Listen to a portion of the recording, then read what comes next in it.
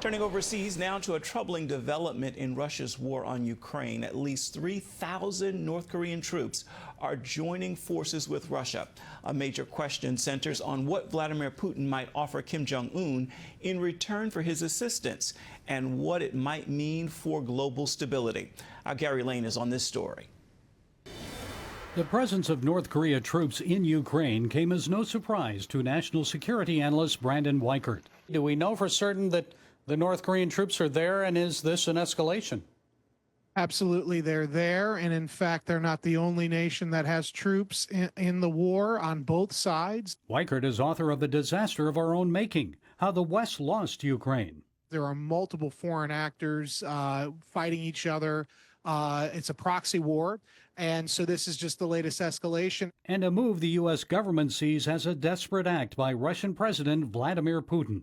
This is an indication that he may be even in more trouble than most people realize. That he has to farm out the fighting to a foreign country, I think, speaks volumes about how much his military is suffering and how uncertain he believes, how untenable he believes his situation is. Putin is still going all out in his effort to defeat Ukraine. The Russian Duma has approved record defense spending of $145 billion for next year, equaling a third of the country's total budget. Additionally, Russian lawmakers have ratified the Strategic Partnership Treaty signed by Putin and Kim Jong-un last June. It commits both countries to provide immediate military assistance to each other. So what might North Korea receive for helping Putin in Ukraine? Well, they likely gave him more weapons technology.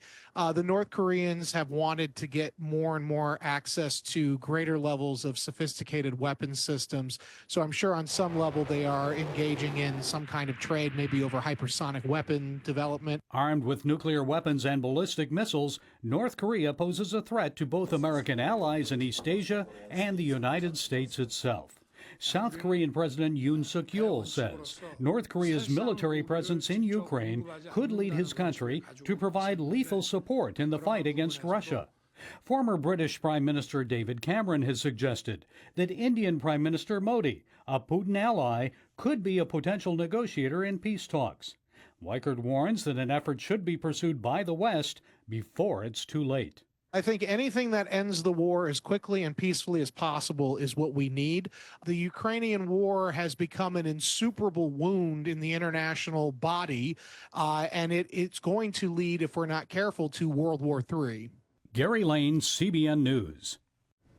An end to the war is desperately needed. Gordon? Absolutely, it's desperately needed, and it's desperately needed for all the civilians on the Ukrainian side.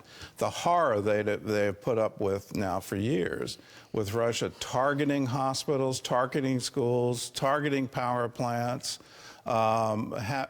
kidnapping people and taking them into Russia, relocating children. All of this has been happening, and the international community has been absolutely silent. They've used rape as a weapon of war, and there seems to be no consequence for it. The good news is this is a sign that they're losing the war.